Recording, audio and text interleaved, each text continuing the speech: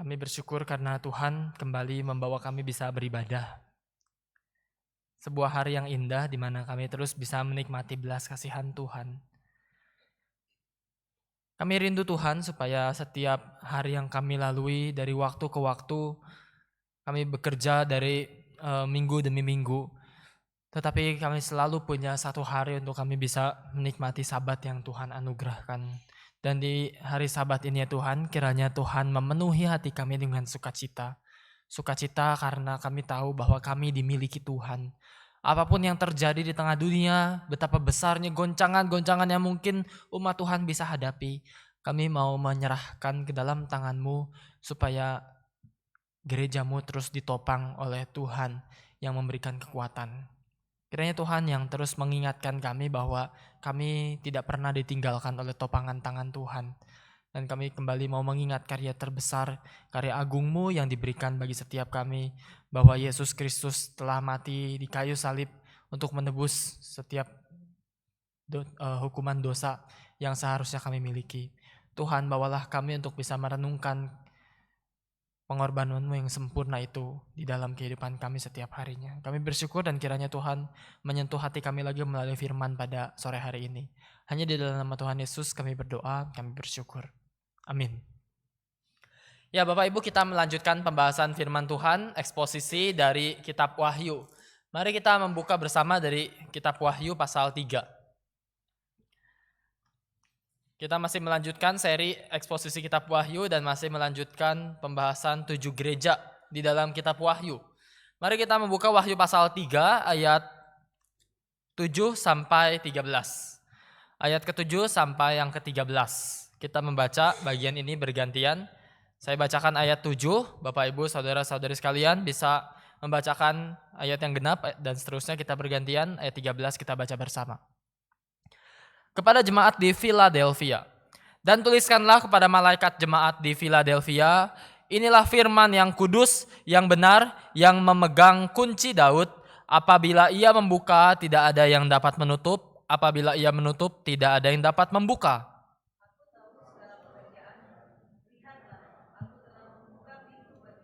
Yang tidak dapat ditutup oleh seorang pun. Aku tahu bahwa kekuatanmu tidak seberapa, namun engkau menuruti firman-Ku dan engkau tidak menyangkal namaku. Lihatlah beberapa orang dari jemaah iblis, yaitu mereka yang menyebut dirinya orang Yahudi, tapi yang sebenarnya tidak demikian. Melainkan berdusta akan kuserahkan kepadamu. Sesungguhnya aku akan menyuruh mereka datang dan tersungkur di depan kakimu dan mengaku bahwa aku mengasihi engkau. Karena engkau menuruti firman-Ku untuk tekun menantikan aku, maka aku pun akan melindungi engkau dari hari pencobaan yang akan datang atas seluruh dunia untuk mencobai mereka yang diam di bumi. Aku datang segera. Peganglah apa yang ada padamu supaya tidak seorang pun mengambil mahkotamu. Barang siapa menang, ia akan kujadikan sokok guru di dalam bait suci Allahku, dan ia tidak akan keluar lagi dari situ. Dan padanya akan kutuliskan nama Allahku, nama kota Allahku, yaitu Yerusalem baru, yang turun dari surga dari Allahku, dan namaku yang baru. Siapa bertelinga, hendaklah ia mendengarkan apa yang dikatakan Roh kepada jemaat-jemaat. Ya, sampai di sini pembacaan firman Tuhan kita. Bapak Ibu, kita sudah masuk ke dalam gereja yang ke-6, Philadelphia. Ini sebuah kota juga di US, Philadelphia. Itu kalau Bapak Ibu tahu yang sering disebut Westminster Theological Seminary, itu ada di kota Philadelphia juga. Tapi tentu Philadelphia yang ditulis di Alkitab, bukan yang di Amerika sekarang. Philadelphia yang ada di Alkitab ini adalah sebuah kota yang pernah berada di dalam sejarah. Sekarang ada di Turki dengan nama modern Alasehir itu, mungkin kalau saya benar sebut lafalnya. Ini sebuah kota di Turki. Dan di dalam pembahasan sebelumnya, seperti yang sering saya ulang-ulang terus, ini adalah surat kepada gereja yang pernah ada dalam sejarah, tapi juga surat yang diberikan kepada gereja sepanjang zaman. Nah, menariknya adalah bagaimana Yesus Kristus menghadirkan semua pesan-pesan ini. Kita saat ini membaca banyak hal-hal yang asing gitu ya. Apa tiba-tiba ada kunci Daud, tiba-tiba ada jemaah iblis, tiba-tiba ada soko guru dan lain sebagainya. Nah, hari ini kita akan membahas sedikit demi sedikit. Semua ini bicara banyak hal tentang konteks yang terjadi di dalam gereja tersebut. Jadi gereja Philadelphia waktu itu, waktu baca bagian ini sangat-sangat paham itu betapa kontekstualnya perkataan Yesus. Seperti ibaratnya kalau kita di kota Malang, Tuhan Yesus tuh seperti sedang memberikan sebuah surat yang menggunakan konteks-konteks yang betul-betul diambil dari kota ini sendiri gitu. Misalnya contoh di balai kota ada pohon-pohon tertua yang paling besar di seluruh Indonesia gitu. Bapak Ibu kalau perhatikan di daerah balai kota gitu, itu kan ada pohon-pohon yang besar-besar. Nah, ini seperti Tuhan Yesus menggunakan metafora-metafora yang ada di dalam kotanya sendiri dan sangat kontekstual. Nah, sebelum masuk situ, kita melihat nama Philadelphia dulu. Apa arti nama Philadelphia? Ini sebuah nama yang sangat indah. Kita juga mungkin terdorong juga kalau mau kasih nama anak atau nama apa. Nama Philadelphia itu bisa jadi satu pilihan. Karena apa? Karena Philadelphia diambil dari dua kata. Philia artinya kasih. Delphia itu dari kata adelphos yang artinya saudara. Jadi Philadelphia berarti kasih kepada saudara gitu ya. Bagus ya nama sebutannya ya. Kota ini mengambil nama dari dulunya ada kesetiaan antara dua bersaudara yang berpengaruh dan waktu itu mereka yang mendirikan kota ini. Namanya seorang bernama Eumenes dan adik laki-lakinya Attalus. Eumenes II, Attalus II. Singkat cerita, sang adik itu ditekan oleh pihak Roma untuk berbalik melawan kakaknya Eumenes ini. Attalus ini adiknya harus disuruh ditekan Roma untuk berbalik melawan kakaknya. Tapi dia tidak mau dan di situ dia menunjukkan keseriusannya untuk mengasihi saudaranya sehingga dia mendapatkan julukan Philadelphus atau kasih persaudaraan. Nah, Attalus inilah yang membangun kota ini dan di situ kota ini jadi pusat penyebaran budaya Yunani pada waktu itu. Tapi ternyata kota ini justru menjadi tempat yang sangat tidak ramah baik bagi gereja maupun bagi masyarakatnya. Kenapa? Karena pada tahun 17 Masehi, kita bisa bayangkan itu 2000 tahun yang lalu, waktu masih awal-awal abad pertama Masehi, Philadelphia ini hancur lebur oleh gempa bumi yang dahsyat. Gempa ini memang sedahsyat itu sampai banyak catatan sejarah di luar Alkitab pun mencatat. Karena gempa susulannya terus-menerus terjadi, penduduknya trauma dan seringkali terpaksa lari keluar kota mencari perlindungan. Maka jemaat Kristen di Philadelphia sekarang kita melihat mereka adalah jemaat yang sangat tidak stabil. Pertama tidak stabil secara geografis. Karena mereka tinggal di kota yang tanahnya rawan, berguncang. Membuat rumah tempat ibadah mereka pun bisa runtuh kapan saja. Tapi gak cuma itu. Ketidakstabilan juga ada di bidang sosial. Karena mereka juga dikatakan di ayat yang tadi kita baca gitu ya. Kamu meskipun engkau cuma punya sedikit kekuatan gitu dikatakan di sini ya. Di dalam ayat yang tadi kita baca ayat 8. Aku tahu bahwa kekuatanmu tidak seberapa gitu. Ini menunjukkan adanya ketidakstabilan sosial. Mereka mungkin bukan gereja yang besar, mungkin juga mereka miskin dan tidak punya pengaruh politik. Yang lebih menyakitkan lagi, mereka baru saja diusir, diekskomunikasi dari komunitas Yahudi yang ada di tempat tersebut. Jadi ketidakstabilannya ada bidang geografis, ada secara sosial juga tidak stabil, secara spiritual juga tidak stabil. Kenapa? Karena waktu mereka keluar dari sinagog Yahudi, mereka akhirnya jadi orang-orang yang juga diteror oleh penguasa Romawi pada waktu itu karena tidak mau menyembah kaisar. Jadi kita melihat mereka mengalami banyak goncangan spiritual, sosial, geografis. Dan kepada jemaat yang lemah, kecil, terombang-ambing di tengah ketidakstabilan inilah Tuhan Yesus datang. Dia memberikan tidak ada satu teguran pun yang diberikan kepada jemaat ini, tapi mereka diberikan penghiburan yang luar biasa. Hari ini ada 3 hal yang kita akan renungkan. Apa yang Kristus berikan kepada mereka yang tidak stabil secara spiritual, sosial, geografis gitu. Tapi ada hal-hal yang bisa kita renungkan bersama-sama. Yang pertama kita melihat mereka adalah jemaat yang ditolak dunia, tapi dalam tanda kutip diundang oleh surga. Ditolak dunia tapi diundang surga. Nah, Bapak Ibu, ketika orang-orang Yahudi di Philadelphia, orang Yahudi gitu ya, mengusir orang-orang Kristen dari sinagog, secara harafiah maupun simbolis gitu, mereka sedang menutup pintu sinagog. Jadi orang-orang Kristen dianggap diusir dan tidak bisa lagi masuk ke dalam tempat peribadatan Yahudi waktu itu. Mereka mengklaim bahwa hanya mereka yang beribadah di dalam sinagog inilah yang bisa diakui sebagai umat Allah gitu ya. Kita tahu ya orang Yahudi sebangga apa dengan tempat ibadah mereka. Orang-orang yang gak bisa beribadah itu dianggap udahlah kalian pasti bukan umat Allah. Nah, orang Kristen diusir dan di situ tidak ada kesempatan untuk bisa masuk sinagog lagi karena mereka menyembah Yesus. Dan akhirnya jadi mereka dijudge, kalian tidak akan dapat keselamatan. Mereka ditolak lingkungan sosial dan disitulah terjadi krisis identitas bagi orang Kristen. Tapi perhatikan bagaimana Kristus memperkenalkan diri di sini. Ayat 7 dikatakan, inilah firman yang kudus, yang benar, yang memegang kunci Daud. Apabila ia membuka, tidak ada yang dapat menutup. Apabila ia menutup, tidak ada yang dapat membuka. Nah, ini gambarannya langsung Kristus sebagai apa? Dia kudus dan benar dan dia memegang kunci Daud. Apa itu kunci Daud? Saya sedikit loncat dulu ke perjanjian lama. Ini gambaran yang dulu pernah diberikan oleh perjanjian lama. Dari bagaimana seorang di Yesaya 22 ayat 22. Mungkin nggak terlalu familiar kita dengan nama ini. Jadi di dalam Yesaya itu dikatakan ada seorang bernama Eliakim bin Hilkia. Dia itu seorang kepercayaan di kerajaan Daud, tapi waktu zaman Hizkia memerintah gitu ya. Jadi ini satu orang yang tidak terkenal, yang cuma pernah muncul beberapa kali namanya. Tapi kemudian Yesaya 22 ayat 22 mengatakan, aku akan menaruh kunci rumah Daud ke atas bahunya, bahu si Eliakim ini. Apabila ia membuka, tidak ada yang dapat menutup. Apabila ia menutup, tidak ada yang dapat membuka. Udah cuma segitu. Dikatakan bagian berikutnya, aku akan memberikan dia kedudukan yang teguh seperti gantungan yang dipasang kuat-kuat pada tembok yang kokoh.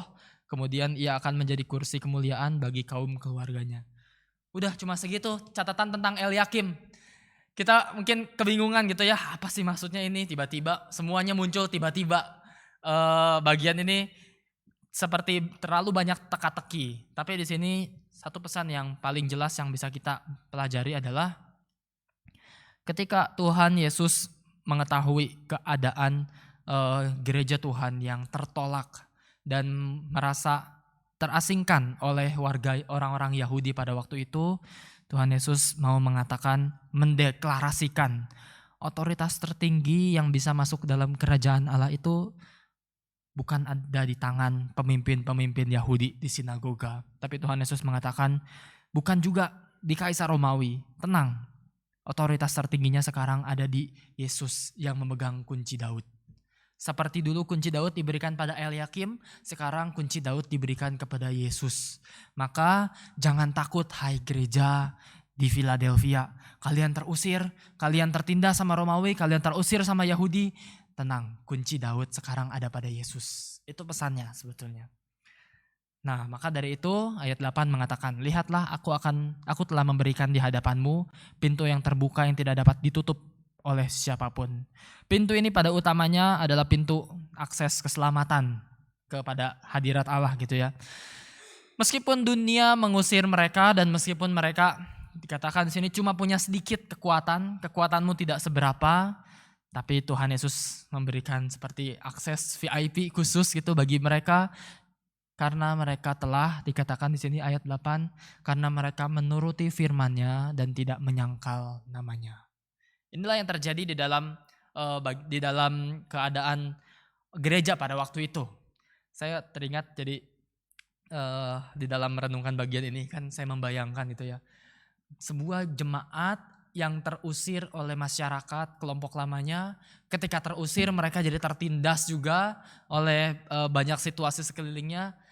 Tapi ketika orang-orang yang tertolak oleh seluruh dunia ini, Tuhan Yesus tiba-tiba bilang, tenang, aku menerima engkau, aku memegang kunci Daud, silakan masuk ke dalam kerajaan Allah.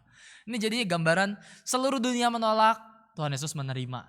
Terus saya membayangkan dulu pernah ada banyak situasi-situasi yang lumayan terngiang-ngiang terus dalam kehidupan saya gitu ya. Waktu saya masuk ke seminari, waktu itu saya bukan berasal dari GRI di Bandung. Saya berasal dari Gereja Injili, tapi kemudian saya daftar ke STTRI. Setelah saya melengkapi semua proses pendaftaran, dibilang, ya nanti silakan ikut ujiannya. Oh, oke, ujiannya di mana? Ujiannya bisa dilakukan di GRI setempat. Di mana GRI setempat gitu ya? Cuma ada GRI Bandung. Dan saya ke GRI Bandung bisa dihitung jari.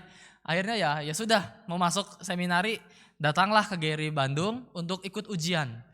Sampai di situ saya kan nggak tahu ya berapa banyak yang ikut ujian. Saya bayangkannya kayak ujian masuk perguruan tinggi gitu. Nanti dikumpulin banyak orang. Ternyata yang ujian cuma saya seorang. Dan saya tanya kepada staf GRI Bandung, jadi berapa banyak yang daftar hari ini? Baru pertama kali saya membayangkan di situ dikatakan, iya yang daftar gelombang ini ada 6 orang. Dan semuanya terpencar-pencar dari berbagai tempat. Jadi cuma 6 orang dan saya satu-satunya dari Bandung. Ya udah jalani ujian di situ. Terus saya bertanya gitu ya pada satu vikaris di sana yang melayani, biasa kalau kayak gini kemungkinan keterimanya besar atau enggak sih? Saya penasaran gitu kan, biasa membandingkan dengan kampus negeri yang ya rata-rata keterimanya kan cuma keterima 1 dari 100, 1 dari 1000 dan lain sebagainya. Dan kemudian saya tanya ke vikaris itu, terus dia bilang, biasanya yang udah masukin berkas semua biasanya keterima sih. Oh ya aman gitu kan. Emang berapa banyak persentasenya? Biasa dari 4, biasa kalau dari 5 atau 6 orang yang daftar, yang keterima kalau 6 orang yang keterima 5, 1 gak keterima. Biasa kayak gitu dibilangnya. Jadi kan ada galaunya lagi gitu ya. Ini apa ini maksudnya? Udah yang daftar dikit, saya sendiri dari Bandung, dibilang biasanya ada yang gak keterima 1 atau tapi rata-rata yang lain keterima. Sebuah gambaran yang sangat asing bagi saya waktu itu. Dan saya tanya, apa sih yang menentukan penerimaan ini? Ujiannya kah? Wawancaranya kah? Atau apa? Dan dari situ dia bilang, sebetulnya ujian gak terlalu ngaruh. Yang ngaruh adalah keputusan dari Pak Tong. Jadi sekalipun semua dosen dan semua hasil ujiannya oke, begitu Pak Tong bilang enggak, udah habis semua. Lewat gitu ya. Jadi semua keputusan akhirnya tetap dari Pak Tong gitu. Itu yang diberitahukan kepada saya waktu itu. Tapi waktu udah menjalani studi, saya udah lebih familiar dengan situasinya beberapa tahun di STT. Ada juga yang tersebaliknya ternyata gitu ya Bapak Ibu. Semua dosen bilang enggak, Pak Tong bilang iya. Masuk juga akhirnya jadi mahasiswa juga. Itu sebuah momen-momen yang begitu unik di dalam melihat cara penerimaan di tengah-tengah STT kami. Ketika melihat bagian ini, saya kemudian jadi melihat bagaimana perjuangan gereja. Perjuangan gereja yang dulu pernah tertolak sedemikian rupa, pernah begitu ditekan oleh komunitas Yahudi maupun komunitas pemerintahan Romawi. Tapi semua itu ketika seluruh dunia menekan, Yesus Kristus hadir sebagai otoritas yang paling tinggi dan dia mengatakan, seluruh dunia menolak, aku menerima engkau, gereja Tuhan. Dan di sini kita melihat bagian sedikit tambahan bagian berikutnya ayat 9, dan di situ Tuhan Yesus mengatakan, lihatlah beberapa orang dari jemaah iblis, yaitu mereka yang menyebut dirinya orang Yahudi, tapi yang sebenarnya tidak demikian, melainkan berdusta akan kuserahkan kepadamu. Inilah yang Yesus juga katakan. Ini lihat jemaah iblis sekeras itu kepada orang Yahudi. Kenapa? Karena harusnya ini Yahudi dan Kristen itu saudara gitu ya. Ini jadi komunitas yang harusnya bisa saling mendukung, punya perjanjian lama yang sama, tapi kemudian Yahudi jadi yang paling banyak menolak kekristenan pada waktu itu. Dan gambarannya waktu itu orang Yahudi itu dalam tanda kutip kebal hukum. Karena mereka udah bertahun-tahun tekun untuk tidak mau menyembah kaisar. Kekristenan jadi pada awalnya waktu mereka masih belum bisa dibedakan dengan Yahudi, mereka jadi ikut kebal hukum juga. Orang Yahudi kebal hukum, gak apa-apa gak nyembah kaisar, yang penting bayar pajak. Kekristenan ikut nempel juga, jadi dapat kekebalan ini juga. Tapi malah orang Yahudinya yang memfitnah atau mengatakan ini orang Kristen beda, dicoretlah mereka dari daftar sinagog. Akhirnya mereka keluar dan imunitas dari hukum kaisar ini akhirnya mereka kehilangan semuanya, dan jadi bukan hanya Yahudi yang menindas mereka, sekarang pemerintah Roma juga mau menekan mereka. Ini sebabnya Tuhan mengatakan, lihat itu jemaah iblis, ngakunya orang Yahudi, tapi betul-betul tidak menjadi umat kudus dari Allah gitu. Disebut mereka pendusta. Inilah yang kemudian Tuhan Yesus katakan kepada gereja yang teraniaya, gereja yang waktu itu ditekan oleh banyak orang, tekan oleh komunitas, tekan oleh pemerintah. Tapi Tuhan Yesus datang dan mengatakan, aku akan menyuruh mereka datang dan tersungkur di depan kakimu dan mengaku bahwa aku mengasihi engkau. Ayat 9, aku mengasihi engkau. Bapak Ibu, sedikit aplikasi bagi kita. Kita hidup di tengah dunia yang juga punya sistem nilainya sendiri. Dunia yang ya katakanlah punya banyak gambaran mana yang diterima dan mana yang ditolak. Mana yang bisa survive dan mana yang tidak. Mana orang-orang yang mungkin akan diterima oleh masyarakat dan mana orang-orang yang akan dianggap rendah oleh masyarakat kita.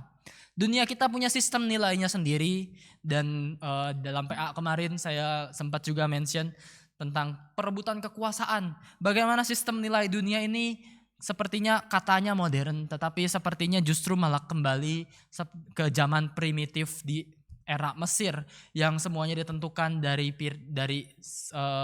model piramida. Makin tinggi seseorang, makin bisa menindas lebih banyak orang-orang di bawahnya. Katanya dunia ini makin modern, tapi ternyata Mesir yang berapa ribu tahun yang lalu pernah pakai model kayak gini, juga sekarang diulang bukan di tengah masyarakat kita. Masyarakat yang sistem nilainya menindas yang lemah dan juga melihat yang berkuasa, yang paling tinggi, yang punya kekuatan akan jadi segala-galanya di tengah dunia. Dan disitulah masyarakat gereja di Philadelphia. Gereja yang kekuatannya tidak seberapa, yang tertindas. Tapi juga sekarang Tuhan mau balikan semua sistem nilai ini.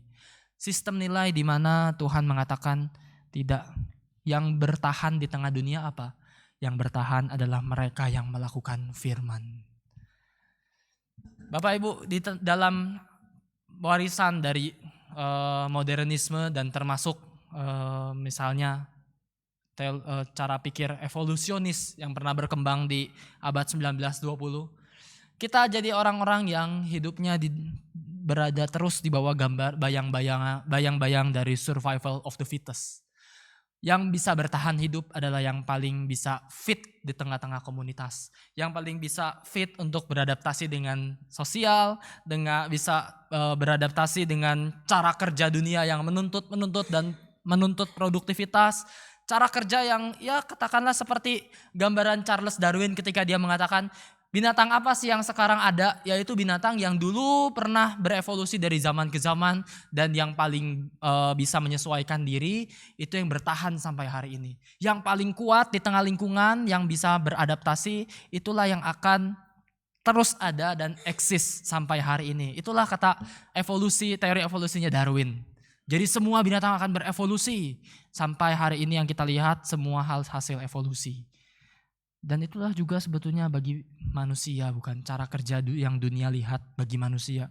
Manusia yang berevolusi dari apa? Dari orang-orang yang awalnya mungkin masih menghidupi belas kasihan, semakin lama di tengah masyarakat yang menuntut dan menekan sampai lama-lama belas kasihan jadi mati di tengah masyarakat kita.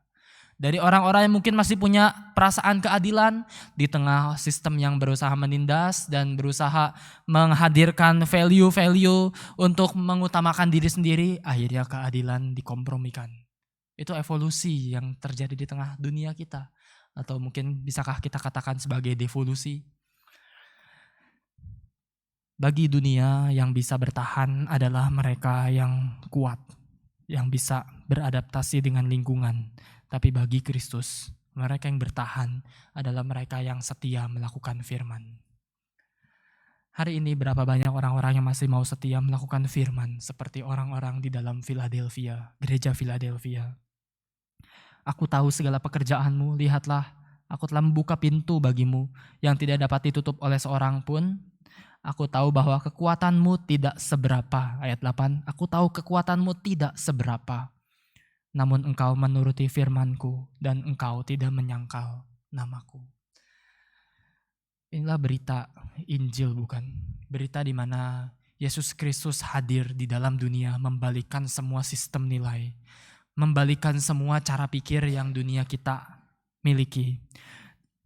Dan di situ kita jadi melihat gereja yang ditolak masyarakat, gereja yang ditolak oleh pemerintah, oleh negara, tidak ditolak oleh Tuhan. Dan inilah gereja yang terus bertahan. Maukah kita menjadi gereja yang juga menghidupi firman itu? Gereja yang tidak menyangkal nama Tuhan, baik di dalam setiap aspek keseharian kita, sampai yang paling kecil sekalipun. Mari menjadi orang-orang Kristen yang sungguh-sungguh menghidupi firman. Sungguh-sungguh merenungkan lagi dan lagi bagaimana kita harus hidup sesuai dengan firman. Kita tahu firman terus kita dengar dan banyak hal yang sudah nempel dalam otak kita. Tapi apakah kita lakukan? Itu perlu perjuangan. Itu perlu menyangkal diri, itu perlu memikul salib. Dan itulah yang memang Kristus juga lakukan bagi setiap kita. Kristus yang juga hadir di tengah dunia, dia menggenapi seluruh firman Allah dengan banyak penderitaan yang harus dialami dan berujung pada apa? Berujung pada pengorbanan dan pada salib. Mari kita menjadi gereja yang juga menghidupi berita salib itu, supaya masa-masa Lent ini, masa-masa kita menghayati dan menantikan Jumat Agung tidak berlalu begitu saja, tapi sungguh-sungguh kita menjadi gereja yang seperti Philadelphia, tidak menyangkal nama Tuhan dan menuruti firman Tuhan. Inilah yang pertama yang bisa kita renungkan. Apa yang Kristus berikan bagi gereja Philadelphia? Yang pertama, mereka ditolak dunia, tetapi diundang surga. Kenapa? Karena Kristus yang memegang kunci Daud. Dan di situ gereja diundang masuk ke dalam kerajaan Allah melalui Kristus. Yang kedua, kita melihat bagian berikutnya, ayat 10 dan 11. Kita melihat bahwa bagian berikutnya menunjukkan ketika mereka menuruti firman dan di situ makin banyak pencobaan yang dialami. Tapi yang kedua ini mengajarkan kita bahwa gereja itu diberi kekuatan. Dengan cara apa? Mereka dipelihara, bukan diasingkan atau disingkirkan. Nah Bapak Ibu, di tengah segala ketidakstabilan sosial dan spiritual yang begitu menghimpit, umat Tuhan di Philadelphia menghadapi ancaman lainnya gitu ya. Di dalam ayat 10 dikatakan, untuk tekun menantikan aku, maka aku pun akan melindungi engkau, ayat 10, dari hari pencobaan yang akan datang atas seluruh dunia untuk mencobai mereka yang diam di bumi. Dari hari pencobaan yang akan datang atas seluruh dunia untuk mencobai mereka yang diam di bumi. Gereja menghadapi tantangan lain lagi, karena sekarang ayat ini banyak disalahpahami. Jemaat yang punya sedikit kekuatan ini diberikan janji bahwa mereka akan dilindungi oleh Tuhan. Tapi bagaimana persisnya gitu ya. Banyak pembaca modern menafsirkan janji ini dengan menggambarkan seperti ada, mungkin Bapak Ibu pernah dengar juga ya, ajaran-ajaran yang mengatakan, oh kita akan diangkat, rapture, dan setelah itu ada masa pra-tribulasi atau jadi dunia ini akan disiksa, akan penuh dengan penderitaan, tapi orang-orang yang setia pada Tuhan akan diangkat ke alam lain dan di situ nanti setelah selesai baru memerintah atas seluruh bumi. Ini pandangan yang sebetulnya pernah ada juga dalam perkembangan teologi, tapi tidak kita terima di dalam teologi reform karena kita melihat ada sebuah hal yang Tuhan mau ajarkan lebih lanjut di bagian ini. Maka kita melihat bagian ini mau mengajarkan apa? Tuhan yang membebaskan kita itu adalah Tuhan yang bukan mau membuat kita menghidupi teologi, namanya teologi eskapis. Bukan. Kita tuh bukan dipanggil untuk escape dari tengah dunia. Banyak orang merasa, udahlah memang dunia ini penuh dengan penderitaan. Ya udah kita menantikan Tuhan datang. Nanti Tuhan datang ngapain? Tuhan datang angkat kita ke surga, kita escape dari dunia ini dan akhirnya kita tidak perlu lagi untuk melihat kebobrokan di tengah dunia. Bukan teologi ini yang Tuhan mau hadirkan bagi kita. Yang Tuhan mau hadirkan adalah teologi ketekunan. Bukan teologi eskapis, tapi teologi ketekunan.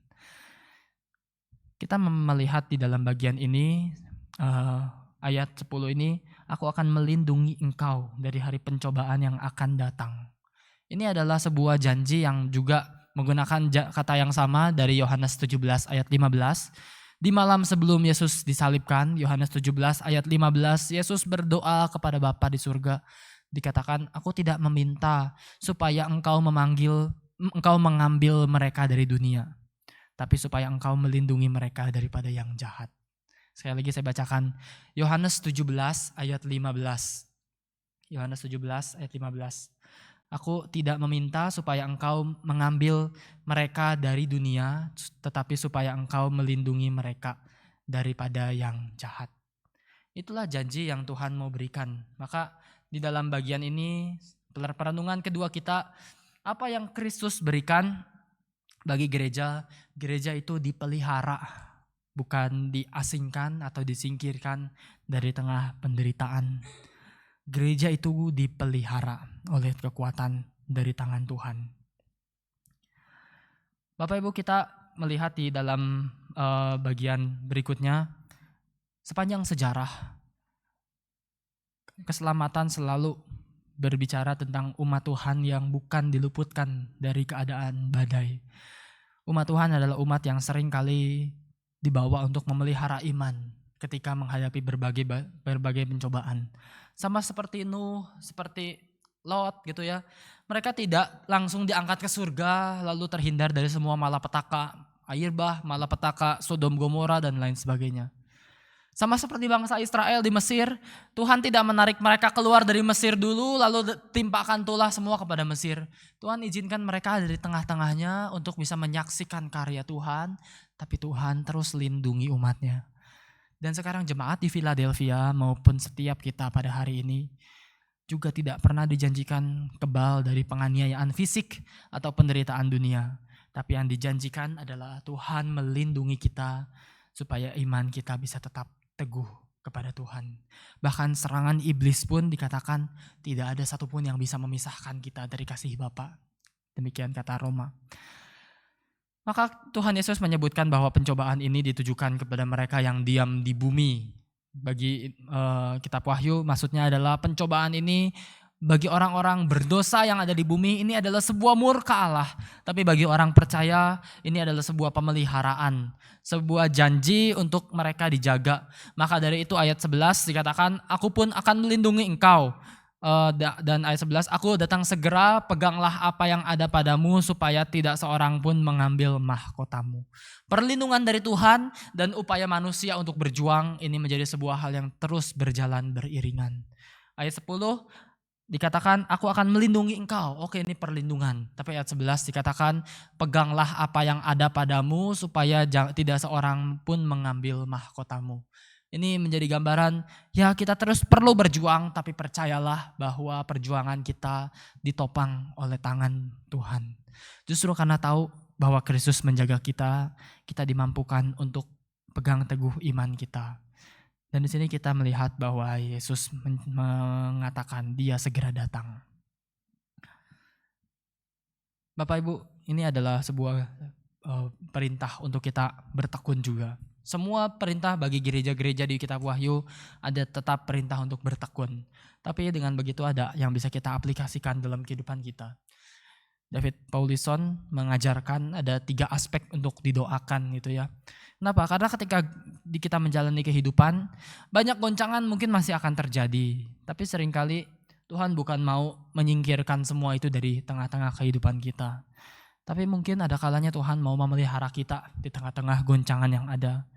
Tuhan kepada jemaat di Philadelphia gak pernah menjanjikan bahwa gempa itu tidak akan terjadi lagi. Tapi Tuhan akan menguatkan umatnya untuk tetap teguh menghadapi goncangan dengan memegang pada firman Tuhan. David Paulison mengatakan ada 3 hal yang bisa kita doakan gitu ya, secara umum misalnya. 3 hal yang bisa kita terus doakan. Yang pertama, kita bisa berdoa supaya Tuhan ubah situasi di sekitar kita. Itu kata Paulison. Tuhan tolong supaya misalnya penyakitku sembuh misalnya. Tuhan tolong supaya bisnisku lancar. Itu berarti doa supaya Tuhan ubah situasi di sekitar kita. Tuhan, ini lagi ada banyak kendala, lagi ada banyak hal-hal tidak menentu di tengah masyarakat. Tuhan tolong damaikan dunia ini. Oke, itu mengubah situasi sekitar kita. Itu perlu kita doakan yang pertama. Tapi yang kedua, Paulison mengatakan kita juga jangan cuma berdoa untuk yang pertama, tapi berdoa yang kedua apa? Tuhan, ubahlah situasi dalam hatiku. Jadi yang pertama, ubahlah situasi di luar diriku. Kedua, ubahlah situasi dalam hatiku. Supaya apa? Tuhan, kalaupun penyakit ini tidak diambil, kuatkanlah imanku. Tuhan, kalaupun pemerintahan Indonesia masih terus kacau balau dan lain sebagainya. Tuhan, kalau misalnya bisnisku memang harus mengalami banyak keadaan musibah dan lain sebagainya, ajarkan aku untuk tetap kuat dan melihat pertolongan Tuhan. Itu berarti berdoa supaya Tuhan ubah situasi dalam diri kita. Jadi yang pertama, doa supaya Tuhan ubahlah situasi di luar. Tapi kalau tidak, berdoa juga untuk situasi dalam diri kita diubah semakin kuat. Tapi juga Paulison mengatakan berdoa juga untuk yang ketiga. Kenapa? Yang ketiga ini, Tuhan ajar aku mengerti apa yang Tuhan mau kerjakan di dalam sejarah dan di dalam dunia. Supaya apa? Supaya waktu aku sudah melihat dunia tidak berubah, waktu imanku makin kuat, aku juga belajar ternyata Tuhan sedang bekerja dari dulu, sekarang, dan selamanya mengerjakan pekerjaan kerajaan Allah di tengah dunia. Inilah 3 hal yang bisa kita doakan. Doakan untuk situasi di luar, doakan untuk situasi di dalam, dan doakan supaya mengerti kehendak Allah. Doakan supaya mengerti kehendak Allah. Ini kata David Paulison. Dan ini juga menjadi sebuah penghiburan bagi setiap kita, setiap jemaat di Philadelphia. Mereka yang tahu mereka tidak bisa ubah situasi di luar diri mereka. Mereka tidak bisa ubah orang-orang Yahudi yang menindas, tidak bisa ubah pemerintah Roma dengan kekuatan mereka yang tidak seberapa. Tapi mereka diberikan kekuatan oleh Tuhan Yesus untuk apa? Untuk bertekun dan bertahan di dalam iman mereka kepada Tuhan. Inilah yang Tuhan berikan sebagai janji, karena Tuhan dikatakan ayat 10, Dia melindungi umatnya untuk berada tetap di sebuah kota yang hostile, tetapi mereka bertahan karena mereka memegang firman Tuhan. Dan itu juga yang bisa kita renungkan, 3 cara berdoa itu menjadi sebuah kekuatan bagi setiap kita. Ketika kita menghadapi banyak situasi yang tidak stabil pun, jadi kita melihat yang pertama tadi, secara spiritual, mari kita melihat, meskipun dunia menolak, tapi surga mengundang. Yang kedua kita melihat, meskipun ada situasi yang tidak stabil secara sosial, tapi kita tahu bahwa kita itu sedang dipelihara, bukan sedang disingkirkan, dibawa langsung keluar dari dunia ini, dan akhirnya kita tidak belajar apa-apa dari kekuatan yang Tuhan mau berikan. Sedikit kemarin di dalam pemuda, saya sempat sharingkan juga tadi di KU2, dalam pemuda kemarin saya membahas tentang perjalanan Israel di padang gurun gitu ya. Jadi kami sedang membahas tentang perjalanan umat Tuhan dari satu tempat ke tempat lain. Pertama sudah bahas Abraham, yang kedua tentang padang gurun. Padang gurun ini apa? Biasanya kita melihat kitab Keluaran. Oh ya, Israel dijanjikan untuk dikeluarkan dari perbudakan di Mesir masuk ke tanah Kanaan gitu ya. Kita familiar dengan cerita itu. Israel dikeluarkan dari tanah Mesir masuk ke tanah Kanaan. Tapi ini nggak pernah ada cerita atau berita di tengah-tengahnya. Nanti kalian dari Mesir, nanti kalian berkelana dulu di padang gurun, nanti baru ke Kanaan. Nggak pernah ada info seperti itu gitu ya. Kita selalu ingatnya mereka dari Mesir dikeluarkan masuk ke tanah perjanjian. Ini padang gurun ini nggak pernah ada di MOU-nya Tuhan kepada Israel dari awal sebetulnya. Ini baru muncul di tengah-tengah. Ubah agreement gitu ya. Tapi bukan sana sorotannya. Di sini kita melihat bahwa justru di padang gurun itulah Tuhan bekerja mengajarkan banyak hal kepada umatnya. Bagaimana mereka jadi percaya Tuhan yang bisa membelah Laut Teberau. Mereka percaya Tuhan yang mendatangkan roti mana. Mereka percaya Tuhan yang melakukan berbagai hal di padang gurun.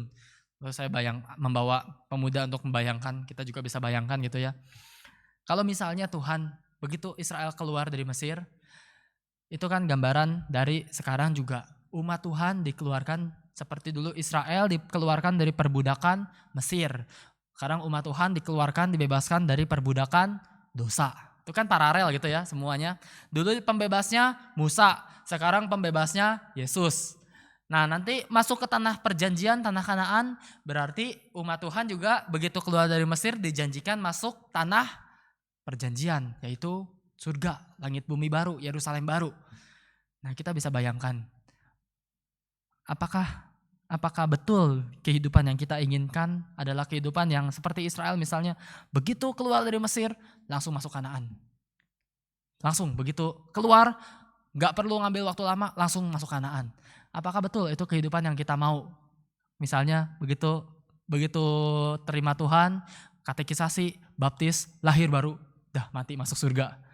Apakah kehidupan seperti itu? Mungkin kita juga akan mikir-mikir lagi gitu ya. Begitu diselamatkan, oke betul lahir baru, Tuhan aku mau jadi orang Kristen. Dan selesai hidup ini langsung beres masuk surga.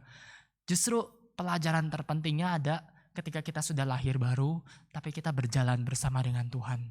Dan di situ kita belajar banyak hal, kita mengenal lebih banyak siapa Tuhan kita dan seterusnya. Sampai pada akhirnya Tuhan memanggil kita setelah tugas kita di dunia selesai. Dan Tuhan nanti datang kembali menyempurnakan. Itu yang lebih indah kan sebetulnya ya. Daripada kita begitu selesai selamat, betul-betul lahir baru langsung selesai masuk surga. Mungkin kita akan lebih mikir-mikir, inikah kehidupan yang katanya indah? Ya betul, masuk surganya indah. Tapi mungkin kalau kita diberikan pilihan, sebagian dari kita masih punya gambaran, ya indah juga toh kita berjalan dengan Tuhan meskipun banyak air mata, meskipun banyak kesulitan, tantangan hidup, meskipun banyak tekanan, banyak hal-hal yang sulit. Tapi seperti jemaat di Philadelphia, mereka menghadapi tekanan itu dengan kekuatan dari Tuhan. Untuk bertahan di dalam sebuah kota yang mungkin tidak ideal bagi mereka, kota yang katanya kasih kepada sesama, tapi mereka pun ditindas oleh sesama. Tetapi di situ Tuhan Yesus menghadirkan berita bahwa mereka dipelihara di tengah-tengah keadaan penderitaan yang mereka alami. Inilah perenungan kedua kita. Yang pertama, ditolak dunia tapi diundang surga.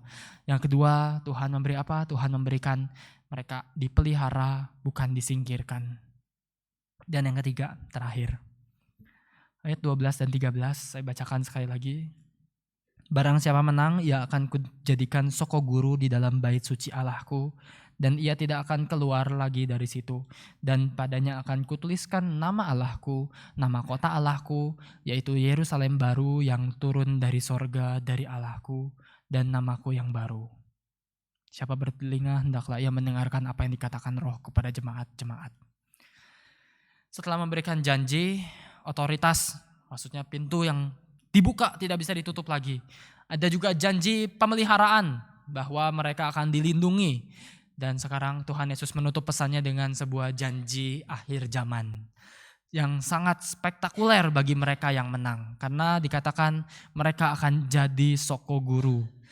Bagi jemaat di kota lain ini begitu dengar soko guru gak terlalu paham. Ini cuma ya arsitektur gitu ya, soko guru itu tiang-tiang di tengah bangunan yang bagus, oke bagus, kuat dan kokoh. Tetapi bagi jemaat di Philadelphia, kata ini langsung memancing nuansa emosional bagi mereka. Karena mereka tahu ini adalah kota yang selalu gempa dan hancur. Tetapi mereka tahu begitu Tuhan mengatakan aku akan membuat engkau jadi soko guru. Berarti mereka tahu Tuhan mau membuat mereka jadi sebuah pilar yang kokoh untuk bisa bertahan sebagai umatnya. Kita mengingat sejarah Philadelphia gitu di abad pertama tahun 17. Kota yang hancur, lebur, dan trauma itu membuat penduduknya hidup dengan selalu waspada. Begitu tanah bergoncang, mereka langsung lari keluar kota, meninggalkan rumah mereka, meninggalkan seluruh yang mereka miliki. Hidup sementara di tanah terbuka dan tidak aman tentunya. Mereka terbiasa untuk status keluar masuk kota dan hidup di dalam ketidakpastian. Mereka hidup dengan penuh banyak tantangan yang harus dialami. Di samping goncangan alam, mereka juga dipaksa keluar dari komunitas Yahudi mereka, tadi kita sudah bahas. Dan di tengah semua penolakan ini, Kristus memberikan janji yang begitu menghibur. Ia akan kujadikan soko guru dan ia tidak akan keluar lagi dari situ. Soko guru atau pilar itu bangunan yang paling kokoh dan permanen di sebuah gedung, sebuah bangunan. Tapi Sekarang pesannya apa? Sepertinya Kristus mau mengatakan, ya mungkin dunia mengusirmu, mungkin bumi akan terus berguncang di bawah kita. Tapi di dalam kerajaan Allah, engkau akan jadi pilar yang tidak akan pernah bergeser. Di dalam kerajaan Allah, orang-orang yang tekun memegang firman Tuhan akan menjadi pilar-pilar Tuhan yang kokoh dan tidak pernah bisa disingkirkan dari tengah kerajaan Allah. Inilah janji yang Tuhan berikan. Mereka diberikan keamanan yang absolut di bawah langit dan bumi yang baru, di mana Allah dan anak domba Allah yang menang, dan anak domba itu akan menjadi bait suci. Mereka akan dijadikan sebuah tempat yang permanen, dan di situ tidak akan ada lagi gempa lagi yang bisa membuat mereka ketakutan atau memaksa mereka melarikan diri. Kita kalau melihat di posternya ada 2 tiang kokoh gitu ya, 2 tiang yang berdiri. Itu menjadi simbol dari yang selalu dikaitkan dengan gereja Philadelphia. Bagaimana gereja baru akan menjadi sebuah gereja yang kokoh ketika bisa bertekun dengan firman Tuhan sampai akhir. Dan ketika menang, Tuhan menjanjikan engkau tidak akan mengalami lagi goncangan-goncangan yang bisa menjatuhkan. Sekarang kau digoncang terus, tetapi nanti semua ini akan settle. Sekarang kau diusir keluar dari sinagog, tapi nanti masuk ke dalam kerajaan Allah, engkau tidak akan mengalami semua itu lagi. Dan satu berita penghiburan terakhir yang begitu indah adalah dikatakan di ayat 12, padanya akan kutuliskan nama Allahku, nama kota Allahku, dan namaku yang baru. Nama Allahku menunjukkan mereka dimiliki oleh Allah. Nama Allahku itu berarti dimiliki oleh Allah. Nama kota Allahku ini menunjuk kepada dulu Philadelphia pernah diubah namanya jadi Neo Kaisarea. Tapi karena waktu itu gempa, ini sedikit tambahan.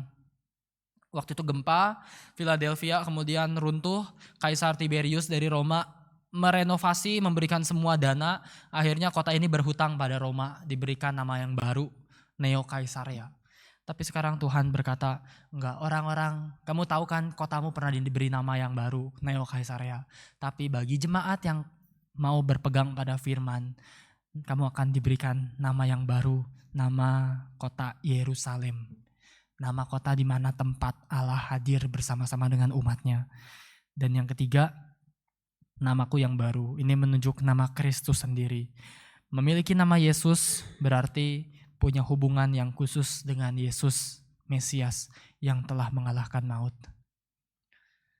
Bapak Ibu, indahnya dimiliki oleh Allah. Indahnya dimiliki oleh Kristus akan tercermin ketika kita sungguh-sungguh punya identitas yang digantungkan, bukan dari dunia yang terus berubah, tetapi sungguh-sungguh kita mau hidup, memberikan, menyerahkan kehidupan kita untuk melayani Tuhan.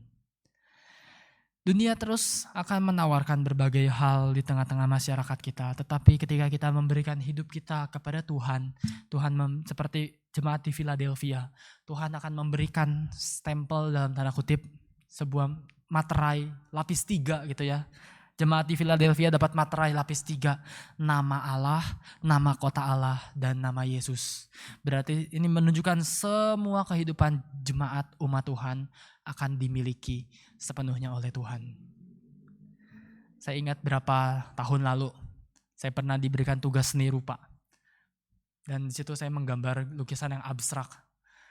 Kadang saya nggak punya bakat seni apapun, nggak bisa menggambar, jadi saya buat abstrak yang penting dapat nilai. Ya sudah, betul-betul saya dengan beberapa teman, kita sadar diri, kami bikin lukisan pasti hancur. Daripada bikin orang nanti bentuknya kayak amuba atau apa segala macam, jadi kami bentuk abstrak aja sekalian. Yang penting dapat nilai, yang penting tugas dikumpul.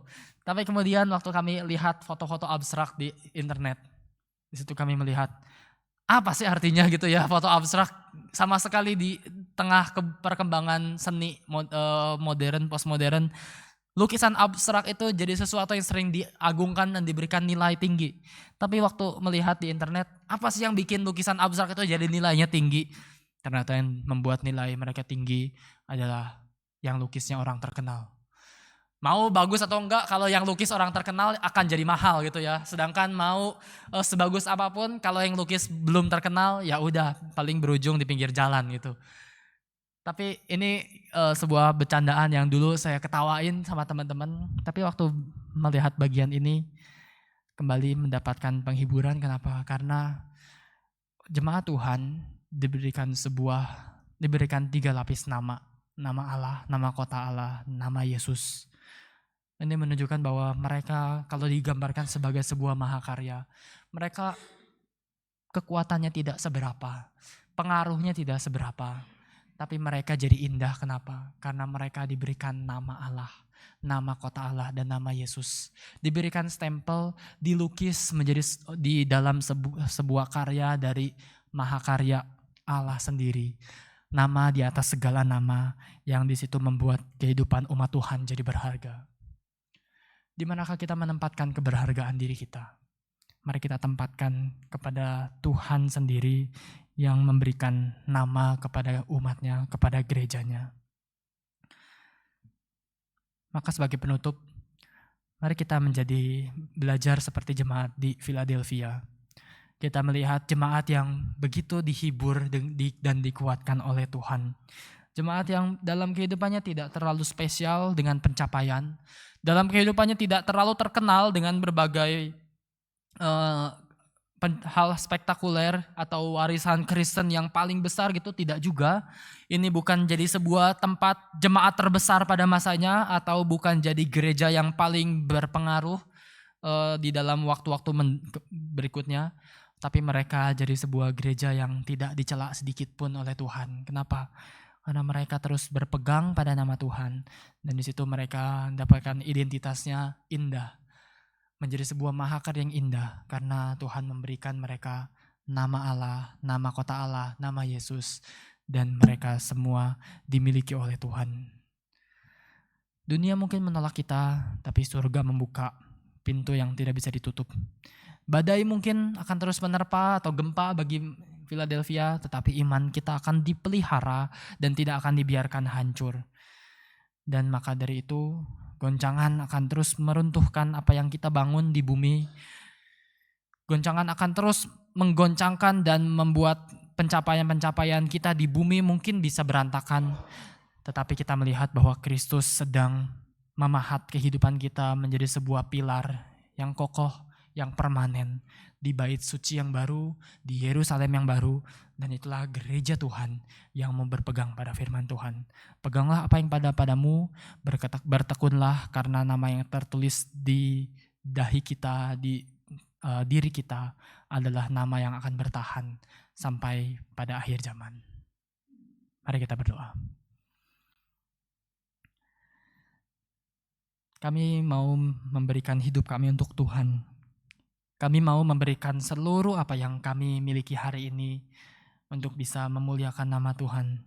Karena kami tahu Tuhan bahwa hidup kami kalau digantungkan di dalam semua pencapaian dunia mungkin tidak ada apa-apanya.